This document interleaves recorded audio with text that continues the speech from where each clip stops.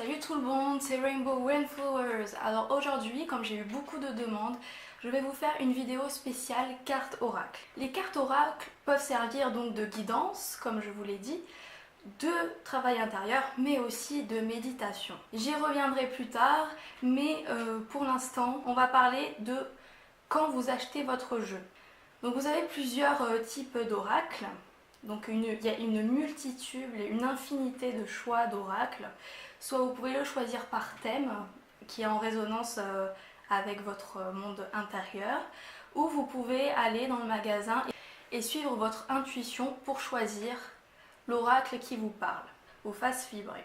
Vous pouvez aussi regarder des démonstrations, d'ailleurs c'est recommandé de regarder des démonstrations de jeux pour pouvoir les manipuler et voir vraiment les cartes en main, à quoi elles vous font, qu'est-ce qu'elles vous font ressentir. Une fois que vous avez choisi votre jeu, ce qui est important de faire, même pour les tarots, les oracles, pour tout type d'objets ésotériques qu'on va utiliser dans notre pratique, c'est de purifier. Donc pour purifier votre jeu, vous avez plusieurs options.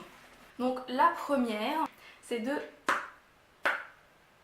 taper 3 fois le jeu et visualiser que toutes les saletés, les énergies négatives dégagent du jeu. Parce que quand on achète le jeu, il y a beaucoup de gens forcément qui l'ont manipulé dans les industries, tout ça. Et du coup, il faut enlever toutes ces énergies pour pouvoir se l'approprier. La deuxième option que vous avez, c'est de visualiser un rayon de lumière, donc qui vient soit par là, comme vous voulez, et de visualiser cette lumière qui va éclater, pareil, les saletés ou les énergies négatives qui résident dans le jeu. Et visualiser que la lumière purifie vraiment le jeu, qu'elle s'amplifie au fur et à mesure de la visualisation. La troisième option, celle qui est la plus répandue aussi, c'est de passer les cartes dans de l'encens. Donc soit pour mettre de manière rapide, vous les passez comme ça, vous les étalez comme ça et vous les passez dans l'encens. Donc je dirais 5-10 minutes, jusqu'à ce que vous sentiez qu'elles soient purifiées. Ou sinon vous les faites une par une. Donc ça purifie mieux une par une, mais c'est plus long pour le coup. Et le faire avec l'encens, c'est la manière la plus longue de purification. Ce que vous pouvez faire aussi, c'est mettre dans votre petite pochette et mettre des cristaux de roche dedans. Ça purifie très très bien le cristaux de roche.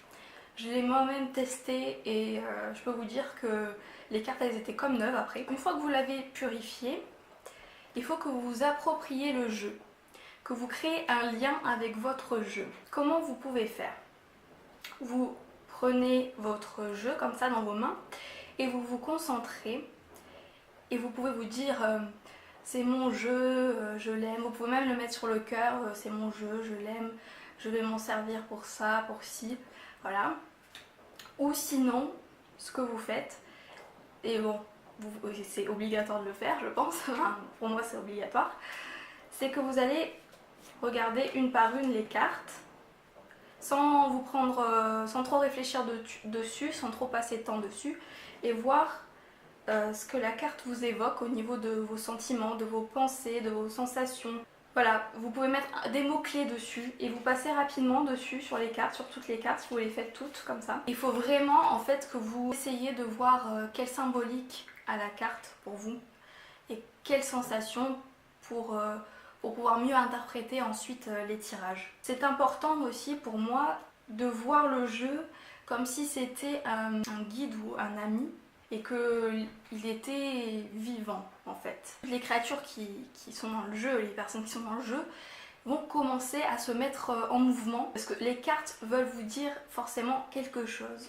Donc voilà, donc par exemple vous pouvez imaginer cette licorne, qu'est-ce qu'elle vous dit,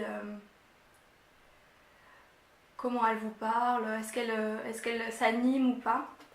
Voilà, c'est à vous de voir.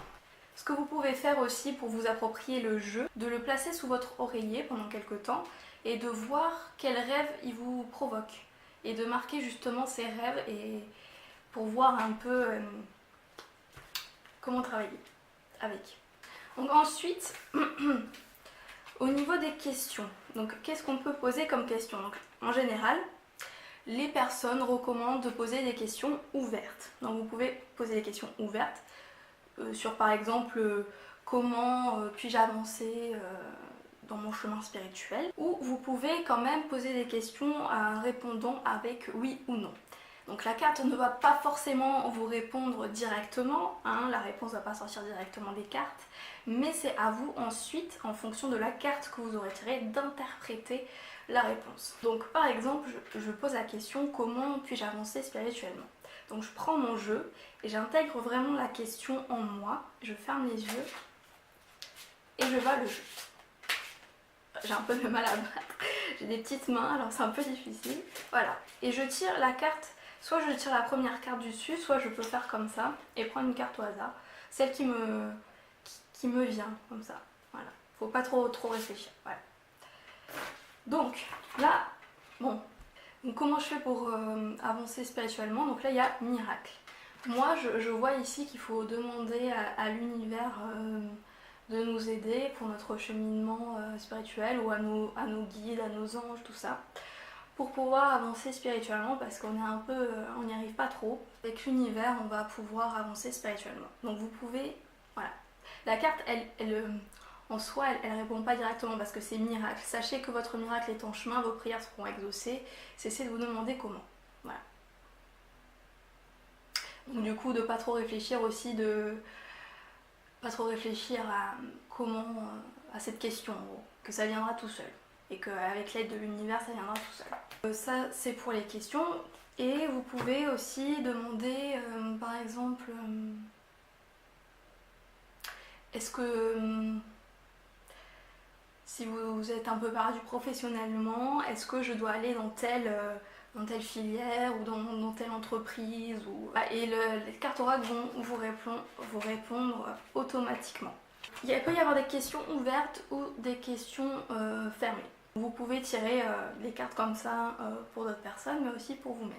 Pour la méditation, tout ce qui est en rapport avec la méditation, vous allez tirer une carte comme je vous ai montré. Et vous réfléchissez pas trop. Et vous allez sortir une carte, par exemple je sors celle-là.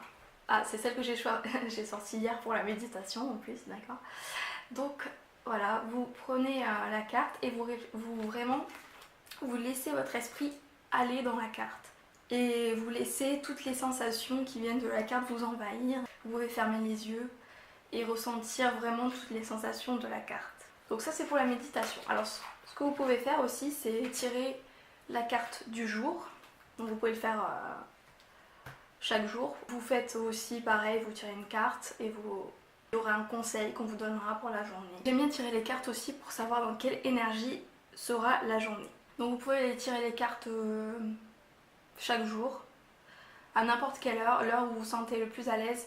Et il faut surtout que vous trouviez un endroit, il faut vraiment que vous ne soyez pas dérangé lorsque vous tirez les cartes, parce que c'est un moment justement pour soi, un moment où on va rentrer en contact avec quelque chose de sacré, donc il faut vraiment pas être dérangé. Donc vous pourrez tirer 1 à 3 cartes si vous préférez, mais je pense que pas plus de 3 pour les oracles, c'est mieux.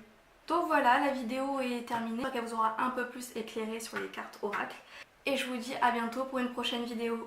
Salut!